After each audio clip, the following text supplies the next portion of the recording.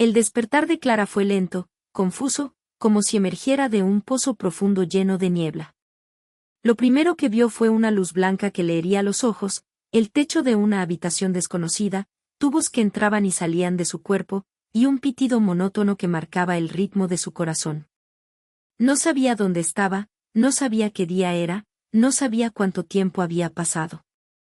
Solo sentía un dolor sordo en el pecho, un cansancio que le calaba hasta los huesos, y una sensación extraña de vacío, como si le faltara una parte de sí misma que no sabía nombrar. Un hombre estaba sentado junto a la cama, con los codos apoyados en las rodillas y la cabeza entre las manos. Al ver que ella abría los ojos, se levantó de un salto, se acercó, le cogió la mano y se echó a llorar. Le decía que había despertado, que estaba viva, que todo iba a salir bien. Le decía que era su marido, que la quería, que llevaba días sin moverse de allí, esperando a que reaccionara. Clara lo miraba con desconcierto, sin entender. Aquel hombre le resultaba completamente desconocido. Su rostro, su voz, su manera de tocarla. Nada de aquello le era familiar. Intentó recordar, hacer memoria, buscar en algún rincón de su mente una imagen que coincidiera con aquel hombre. Pero no encontró nada. Solo un vacío inmenso, una niebla espesa que lo cubría todo. El médico le explicó después que había sufrido un accidente de coche. Un golpe muy fuerte en la cabeza, una lesión en el lóbulo temporal, un daño que afectaba a la memoria. Le dijo que era normal que no recordara nada, que la amnesia postraumática era frecuente en aquel tipo de lesiones, que con el tiempo y la rehabilitación probablemente recuperaría la mayor parte de sus recuerdos. Que tuviera paciencia. Pero había algo que no encajaba. Clara no solo no recordaba al hombre que decía ser su marido, sino que, en los días siguientes, empezó a recordar a otro. Un hombre distinto, con otro rostro, otra voz, otra manera de tocarla. Un hombre que, según le dijeron, nunca había existido en su vida. El primer recuerdo llegó una noche, mientras estaba sola en su habitación del hospital. Fue como una ráfaga, una imagen fugaz que se le apareció de repente y desapareció antes de que pudiera retenerla. Un hombre joven, de pelo oscuro y ojos claros, sonriéndole desde el otro lado de una mesa. Luego llegaron más. Un paseo por la playa, una cena a la luz de las velas, un beso en la mejilla. Imágenes sueltas, sin contexto, sin orden, que se mezclaban con los recuerdos reales que iban regresando poco a poco. Su infancia, sus padres, sus estudios, su trabajo. Todo volvía con normalidad, como si el accidente hubiera borrado solo los últimos años. Pero el hombre que decía ser su marido no estaba en ninguno de aquellos recuerdos. En su lugar, aparecía aquel otro, el desconocido de la sonrisa luminosa. Clara intentó explicárselo a los médicos, a las enfermeras, a su marido. Pero nadie la entendía. Le decían que era normal, que la amnesia creaba recuerdos falsos, que su cerebro estaba intentando rellenar los huecos con imágenes inventadas. Su marido, que se llamaba Andrés, le mostraba fotografías de los dos juntos, de la boda, de los viajes, de los años compartidos. Clara las miraba sin reconocerse en ellas. Aquella mujer que aparecía en las fotos era ella, sin duda, pero estaba al lado de un hombre que no le resultaba familiar. El otro, el de sus recuerdos, no aparecía en ninguna parte. Y sin embargo, Clara sentía que era él quien debía estar allí. Una tarde, mientras Andrés la ayudaba a dar un paseo por los pasillos del hospital, Clara se detuvo en seco frente a una puerta. Era la puerta de una habitación vacía, sin nada especial. Pero Clara sintió que algo se le removía por dentro. Una sensación de déjà vu, de haber estado allí antes, de haber vivido algo importante en aquel lugar. Andrés le preguntó qué le pasaba, y ella le respondió con una pregunta que lo dejó sin habla. Le preguntó si él recordaba el día en que se conocieron. Andrés sonrió, aliviado, y empezó a contarle la historia. Se habían conocido en una fiesta de amigos comunes, hacía 10 años. Ella llevaba un vestido rojo, él se acercó a pedirle fuego, y estuvieron hablando toda la noche. Clara lo escuchó en silencio, y luego negó con la cabeza. Le dijo que no era así. Que se habían conocido en un hospital. Que ella era enfermera, y él era un paciente. Que le había salvado la vida. Andrés palideció. Le preguntó de qué estaba hablando, que ella nunca había sido enfermera, que era arquitecta. Clara insistió. Le dijo que lo recordaba perfectamente, que él había tenido un accidente de moto, que había estado al borde de la muerte, y que ella lo había cuidado durante semanas. Andrés negaba con la cabeza, cada vez más nervioso. Le dijo que aquello era imposible, que ella siempre había sido arquitecta, que se habían conocido en la universidad, que lo del hospital era un recuerdo falso. Pero Clara no estaba convencida. Y en los días siguientes, los recuerdos se hicieron más intensos, más vívidos. Recordaba el olor de los medicamentos, el sonido de los monitores, la sensación de las sábanas ásperas del hospital. Recordaba al hombre moreno, su sonrisa, su voz. Y recordaba una frase que él le había dicho al oído, una frase que la estremecía: si alguna vez me olvidas, busca en el diario. Clara le pidió a Andrés que le trajera el diario. Él la miró sin entender, y le preguntó qué diario. Clara le dijo que no sabía, que era algo que recordaba, que alguien le había dicho que buscara en un diario. Andrés le dijo que no había ningún diario, que en su casa no tenían diarios, que ella nunca había escrito uno. Pero Clara insistió. Le pidió que buscara en los cajones, en las estanterías, en el trastero. Y cuando Andrés, harto de discutir, le prometió que lo haría, Clara sintió que algo se rompía dentro de ella. Porque en el fondo, ya lo sabía. Aquel hombre, el de sus recuerdos, era real. Y el hombre que decía ser su marido, tal vez no lo era. La verdad tardó en salir a la luz. Fue una mañana, cuando una mujer mayor se presentó en el hospital y preguntó por Clara. Dijo ser su madre, pero Clara no la reconoció. La mujer se echó a llorar, le dijo que llevaba años sin saber de ella, que la había buscado por todas partes. Le contó que Clara había desaparecido hacía 5 años, sin dejar rastro, y que todos la daban por muerta. Que había sido una pesadilla, una tortura, una herida que nunca terminaría de cerrar. Y que el hombre que estaba con ella, Andrés, no era su marido. Era un impostor que la había secuestrado, que la había retenido contra su voluntad, que le había borrado la memoria con fármacos y sugestión. La policía detuvo a Andrés aquella misma tarde. Y Clara, desde su cama de hospital, empezó a recordar. Recordó a su madre, su casa, su vida anterior. Recordó al hombre moreno, que se llamaba Daniel, y que era el amor de su vida. Recordó que él había muerto en el accidente, el mismo accidente que a ella le había borrado la memoria. Y recordó que Andrés, el impostor, la había encontrado en la carretera, inconsciente, y en lugar de ayudarla, la había secuestrado. Había urdido toda una mentira, le había inventado un pasado, le había hecho creer que eran un matrimonio feliz. Y ella, sin memoria, se lo había creído. Clara lloró durante horas, abrazada a su madre. No solo por el dolor de lo que había vivido, sino por el alivio de saber que no estaba loca. Que sus recuerdos no eran falsos, que aquel hombre moreno existía de verdad, que la había amado y la había perdido. Y que ahora, después de todo, podía empezar a reconstruir su vida. No la que le habían impuesto, sino la que ella había elegido. La que compartía con Daniel, el hombre que le había dicho: si alguna vez me olvidas, busca en el diario. El diario que Andrés nunca encontró, porque no estaba en la casa. Estaba en el coche, entre los restos del accidente, esperando a que alguien lo rescatara. Y cuando Clara, meses después, pudo por fin leerlo, encontró en sus páginas la prueba de que su amor había sido real. Y de que, aunque Daniel ya no estuviera, su recuerdo la acompañaría siempre. La detención de Andrés provocó un terremoto en la vida de Clara. Lo que hasta entonces había sido una historia confusa de amnesia y recuerdos contradictorios se convirtió de repente en un caso policial de primera magnitud.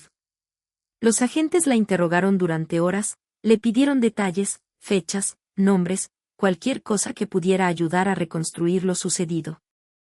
Clara respondía con la mente nublada, atrapada entre dos realidades que pugnaban por imponerse, la que le habían contado y la que empezaba a recordar. No sabía que era verdad y que era mentira, pero tenía una certeza que la sostenía: el hombre moreno de sus recuerdos existía, y se llamaba Daniel. Y Andrés, el hombre que se hacía pasar por su marido, era un impostor. La investigación reveló que Andrés no era ni mucho menos un desconocido en la vida de Clara. Había trabajado como celador en el hospital donde ella estuvo ingresada tras el accidente. Fue él quien la encontró en urgencias, quien la atendió, quien se enteró de que sufría una amnesia profunda y de que no tenía documentación. En lugar de comunicarlo a las autoridades, decidió aprovecharse de la situación. Le inventó un pasado, la aisló del mundo, la llevó a vivir a una casa alejada de la ciudad. Durante 5 años, Clara había vivido en una mentira, creyendo que era la esposa de un hombre al que no conocía de nada. 5 años de los que no recordaba casi nada, porque Andrés se encargó de mantenerla sedada, confusa, dócil. Los médicos que la examinaron tras la detención encontraron rastros de medicamentos en su organismo, fármacos que no le habían sido recetados por ningún especialista. Clara escuchaba todo aquello con una mezcla de rabia y de incredulidad. Rabia contra Andrés, contra el sistema que no la había protegido, contra el destino que le había robado 5 años de su vida. Incredulidad ante la magnitud de la mentira, ante la facilidad con que un hombre podía manipular a una mujer vulnerable, ante la fragilidad de su propia memoria. Pero sobre todo, sentía un dolor profundo, el dolor de saber que Daniel, el amor de su vida, había muerto en aquel accidente, y que ella no lo recordaba. Que había pasado 5 años de su vida al lado de un extraño, sin saber que el hombre al que amaba estaba muerto, sin poder llorar su pérdida, sin poder despedirse de él. Su madre, la mujer que la había buscado durante 5 años, se convirtió en su mayor apoyo. Se llamaba Carmen, y era una mujer fuerte, de las que no se rinden fácilmente. Desde que Clara desapareció, había recorrido comisarías, hospitales, albergues. Había colgado carteles, había aparecido en programas de televisión, había contratado a detectives privados. Nunca perdió la esperanza, y cuando por fin la encontró, se prometió a sí misma que no volvería a separarse de ella. Carmen se instaló en la ciudad, alquiló un piso cerca del hospital, y se dedicó en cuerpo y alma a cuidar de su hija. Le preparaba la comida, la acompañaba a las sesiones de rehabilitación, le leía en voz alta las cartas que Daniel le había escrito años atrás. Porque sí, había cartas. Muchas cartas. Carmen las había guardado todas, esperando el día en que su hija pudiera leerlas. Las cartas de Daniel se convirtieron en el ancla de Clara. Las leía una y otra vez, en el hospital, en casa, en las noches de insomnio. Eran cartas de amor, de esperanza, de futuro.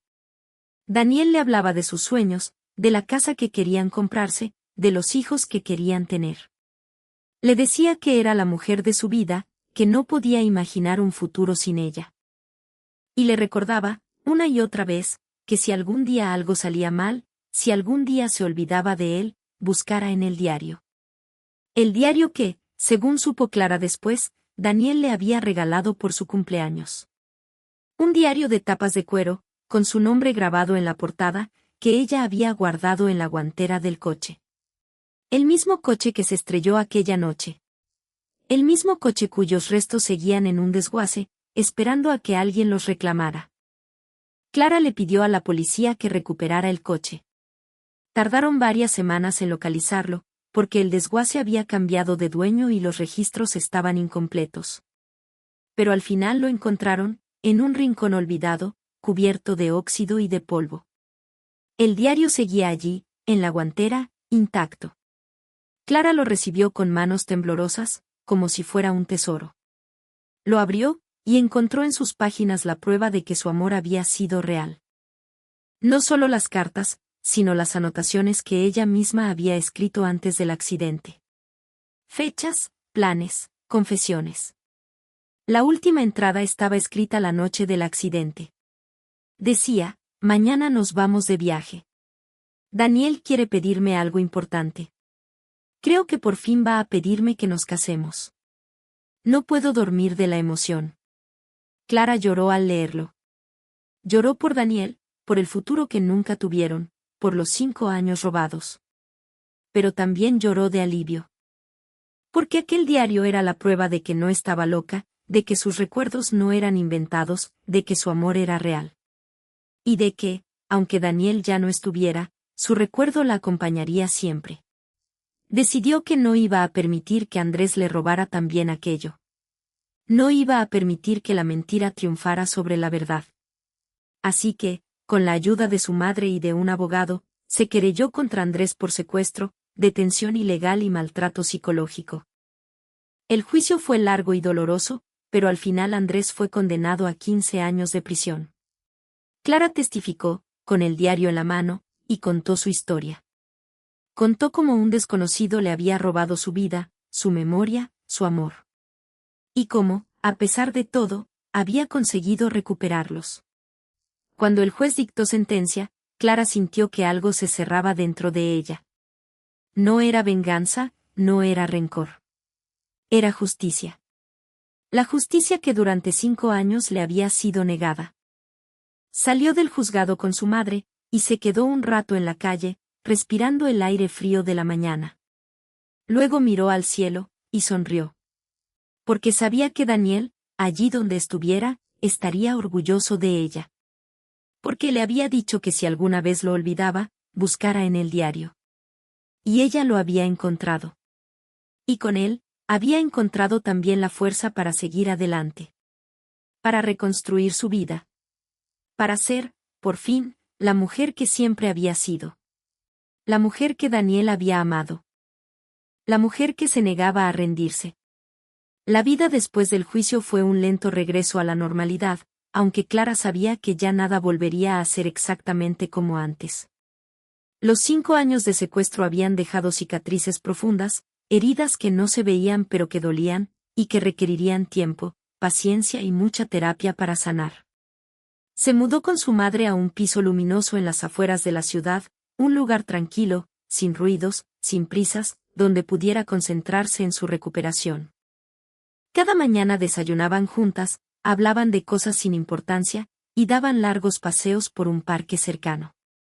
Era una vida sencilla, apacible, muy distinta de la que había llevado durante aquellos años de encierro. Y Clara se aferraba a ella como un náufrago se aferra a una tabla. La rehabilitación de su memoria fue un proceso lento y frustrante.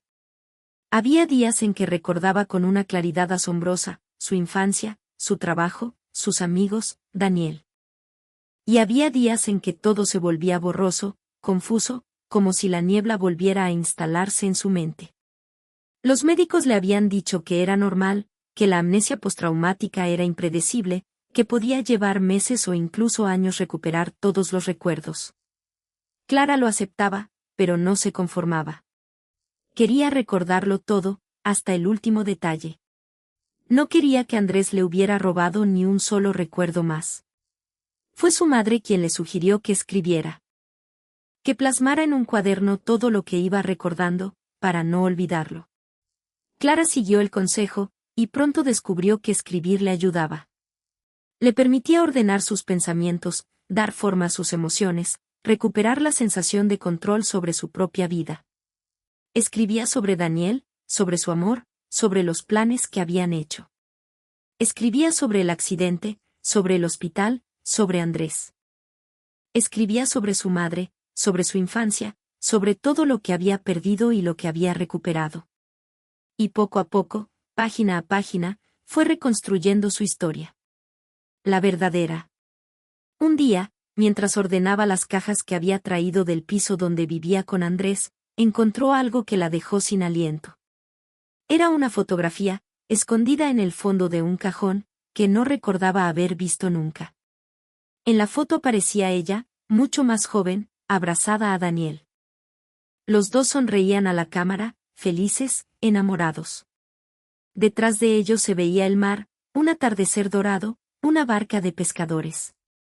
Clara reconoció el lugar, era la playa donde habían pasado sus últimas vacaciones antes del accidente. La playa donde Daniel le había dicho que quería casarse con ella. La playa donde, según el diario, habían sido felices por última vez. Clara apretó la fotografía contra su pecho y rompió a llorar. No eran lágrimas de tristeza, sino de gratitud. Gratitud por haber encontrado aquella prueba de que su amor era real, por poder ver el rostro de Daniel, por tener algo tangible a lo que aferrarse. Guardó la fotografía en el marco de una vieja carpeta, y la colocó en su mesilla de noche, junto al diario. Cada noche, antes de dormir, la miraba. Y cada mañana, al despertar, le daba los buenos días. Era su manera de mantenerlo vivo, de no olvidarlo, de seguir amándolo a pesar de todo. Los meses fueron pasando, y Clara fue recuperando las fuerzas. Empezó a salir más, a quedar con viejas amigas, a retomar el contacto con el mundo. Descubrió que su trabajo como arquitecta la seguía apasionando, y que aún era buena en ello. Recibió varias ofertas, y aceptó un puesto en un estudio pequeño, donde se sintió acogida y valorada. Poco a poco, su vida fue llenándose de nuevo. No era la vida que había soñado con Daniel, pero era una vida digna, una vida que merecía ser vivida. Un año después del juicio, Clara tomó una decisión que llevaba tiempo madurando. Quería visitar la tumba de Daniel. Nunca lo había hecho, porque durante los años de secuestro no sabía que había muerto, y después no se había sentido con fuerzas. Pero ahora sentía que lo necesitaba. Que era una manera de cerrar el duelo, de despedirse de él, de agradecerle todo lo que le había dado. Su madre se ofreció a acompañarla, pero Clara prefirió ir sola. Era algo que debía hacer a solas. Fue un viaje largo, en tren, a un pequeño pueblo de la costa donde Daniel había nacido y donde estaba enterrado. El cementerio estaba en lo alto de una colina, con vistas al mar. Clara encontró la tumba sin dificultad, siguiendo las indicaciones de un anciano que cuidaba el lugar. Era una lápida sencilla, de mármol blanco, con el nombre de Daniel y 2 fechas. Clara se arrodilló frente a ella, depositó un ramo de flores, y se quedó un rato en silencio. Luego, con voz temblorosa, empezó a hablarle. Le contó todo lo que había pasado, lo que había sufrido, lo que había llorado. Le pidió perdón por no haber podido recordarlo antes, por haber vivido 5 años sin saber que estaba muerto. Y le dio las gracias. Por el amor que le había dado, por las cartas, por el diario. Por haberle dejado un camino de migas de pan para encontrar el camino de vuelta a casa. Cuando terminó, sintió que un peso enorme se desprendía de sus hombros. No era el olvido, no era la indiferencia. Era la paz. La paz de saber que Daniel descansaba, que ella había cumplido con su memoria, que podía seguir adelante sin sentirse culpable. Se levantó, se secó las lágrimas, y caminó de vuelta al tren. Atrás quedaba el cementerio, el mar, el atardecer. Y aunque Daniel ya no estuviera, Clara sabía que una parte de él viviría siempre en su corazón. La parte que le había enseñado a amar, a luchar, a no rendirse. La parte que le había susurrado al oído, años atrás, una frase que ahora cobraba un nuevo significado: si alguna vez me olvidas, busca en el diario. Y ella lo había encontrado. Y se había encontrado a sí misma. Y ahora, por fin, podía empezar a vivir de nuevo. El regreso del cementerio fue un punto de inflexión para Clara. No fue un cierre definitivo, porque el duelo no funciona así, pero sí fue el comienzo de una nueva etapa. Durante semanas, se había sentido atrapada entre 2 mundos, el de la mentira, que la había mantenido cautiva durante 5 años, y el de la verdad, que le dolía pero que al mismo tiempo la liberaba. Ahora, después de haber visitado la tumba de Daniel, después de haberle hablado, después de haber llorado frente al mar, sentía que podía empezar a construir algo nuevo. No desde las cenizas, sino desde la memoria. La terapia psicológica se convirtió en su refugio. 2 veces por semana, se sentaba en la consulta de una psicóloga especializada en traumas, una mujer serena y perspicaz que se llamaba Elvira. Al principio, Clara apenas podía hablar. Las palabras se le atascaban en la garganta, los recuerdos le resultaban demasiado dolorosos. Pero con el tiempo, fue abriéndose. Habló del accidente, del hospital, de los 5 años de encierro, de Andrés, de Daniel, de su madre. Habló de la rabia, del miedo, de la culpa. La culpa era lo peor. La culpa de no haber escapado antes, de no haberse dado cuenta de que algo no iba bien, de haber vivido una mentira sin cuestionarla. Elvira le decía que no podía culparse, que había sido víctima de un manipulador, que su cerebro estaba dañado y que había hecho lo que pudo. Pero Clara tardó en creérselo. Fue durante una de aquellas sesiones cuando Clara tomó una decisión que llevaba meses rondándole la cabeza. Quería escribir un libro. No un libro cualquiera, sino el relato de lo que le había pasado, de los 5 años de secuestro, de la amnesia, del reencuentro con su madre, del descubrimiento de la verdad. Quería que su historia sirviera para algo, que ayudara a otras personas que hubieran pasado por lo mismo, que pusiera sobre la mesa el problema de la manipulación psicológica y de la vulnerabilidad de las personas con daño cerebral. Elvira la animó, y su madre también. Y Clara, sin dudarlo más, se puso a escribir. Escribir el libro fue un proceso doloroso, pero también liberador. Clara se encerraba en su habitación durante horas, con el ordenador portátil sobre las rodillas, y vomitaba sobre el teclado todo lo que llevaba dentro. Escribía sobre los primeros días en el hospital, sobre la confusión de no reconocer a Andrés, sobre los recuerdos de Daniel que emergían sin permiso. Escribía sobre la casa donde había vivido encerrada, sobre las mentiras que Andrés le contaba, sobre los medicamentos que le daba para mantenerla dócil. Escribía sobre el miedo, sobre la soledad, sobre la desesperanza. Y también escribía sobre la esperanza. La esperanza de que algún día, de algún modo, la verdad saldría a la luz. La esperanza de volver a ver a su madre. La esperanza de recordar a Daniel. El libro se publicó un año después, con el título La memoria robada. No fue un bestseller, pero tuvo una repercusión considerable. Varios periódicos le dedicaron artículos, algunas emisoras de radio la entrevistaron, y Clara recibió cientos de cartas de lectores. Eran cartas de mujeres que habían sufrido maltrato, de familiares de personas desaparecidas, de víctimas de manipulación psicológica. Todas le daban las gracias, le decían que su historia les había dado fuerzas, que se sentían menos solas. Clara leía cada una de aquellas cartas con lágrimas en los ojos, y sentía que su sufrimiento no había sido en vano. Que de alguna manera, todo aquel dolor tenía ahora un sentido. Fue a raíz del libro cuando conoció a Mateo. Era un periodista que la entrevistó para un reportaje sobre víctimas de secuestro, y desde el primer momento hubo entre ellos una conexión especial. Mateo era un hombre tranquilo, de mirada atenta y sonrisa fácil, que la escuchaba sin juzgarla, que le hacía preguntas sin morbo, que la trataba con una delicadeza que a Clara le recordó a Daniel. Al principio, Clara se sintió culpable por aquella simpatía.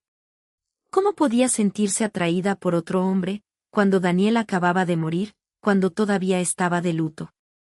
Pero su madre le dijo algo que la ayudó mucho, que Daniel habría querido que fuera feliz. Que el amor no se agotaba con la muerte. Que la vida seguía, y que ella tenía derecho a vivirla. Clara y Mateo empezaron a salir. Sin prisas, sin presiones, sin expectativas. Salían a pasear, a tomar café, a ver películas. Hablaban de todo y de nada. Mateo le contaba su trabajo, sus viajes, sus sueños. Clara le hablaba de Daniel, de su madre, del libro. Mateo la escuchaba con atención, sin celos, sin incomodidad. Entendía que Daniel formaba parte de la vida de Clara, que era una herida que no iba a desaparecer, y que no pretendía ocupar su lugar. Solo quería estar a su lado, acompañarla, quererla. Y Clara, poco a poco, fue abriendo su corazón. Un día, paseando por el parque donde solía ir con su madre, Clara se dio cuenta de que era feliz. No una felicidad ruidosa, exuberante, sino una felicidad serena, discreta, que se manifestaba en las pequeñas cosas, en el calor de la mano de Mateo, en el aroma del café por la mañana, en la risa de su madre al teléfono. Pensó en Daniel, y sonrió. Sabía que él la habría aprobado. Que desde algún lugar, la estaría mirando con ternura, deseándole lo mejor. Y por primera vez en mucho tiempo, Clara sintió que estaba en paz consigo misma. El tiempo siguió pasando, y Clara fue consolidando su nueva vida.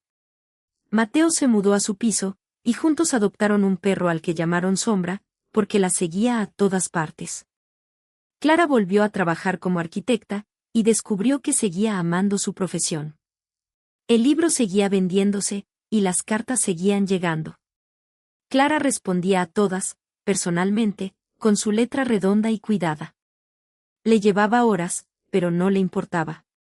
Sentía que era su manera de devolver el cariño que había recibido.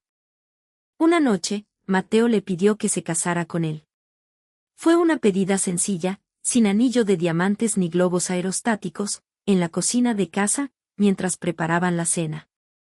Clara dijo que sí, llorando de emoción. Y mientras se abrazaban, pensó en Daniel. Pensó en la promesa que le había hecho, en el diario, en las cartas. Y supo que Daniel estaría feliz por ella. Porque el amor, el de verdad, no se acaba con la muerte. Se transforma, se multiplica, se reparte. Y ella, Clara, tenía la suerte de haber amado 2 veces. De haber sido amada 2 veces. De haber sobrevivido para contarlo. Y de haber aprendido, a base de golpes, que la memoria era frágil, pero que el amor era eterno. La boda de Clara y Mateo se celebró en un pequeño pueblo de la costa, el mismo donde Daniel había nacido y donde estaba enterrado. Fue una ceremonia íntima, a la que solo asistieron la madre de Clara, los padres de Mateo, y un puñado de amigos cercanos. No hubo vestido blanco ni alfombra roja, sino un sencillo traje de flores y una comida al aire libre, bajo un toldo improvisado, con vistas al mar. Clara quiso que fuera así.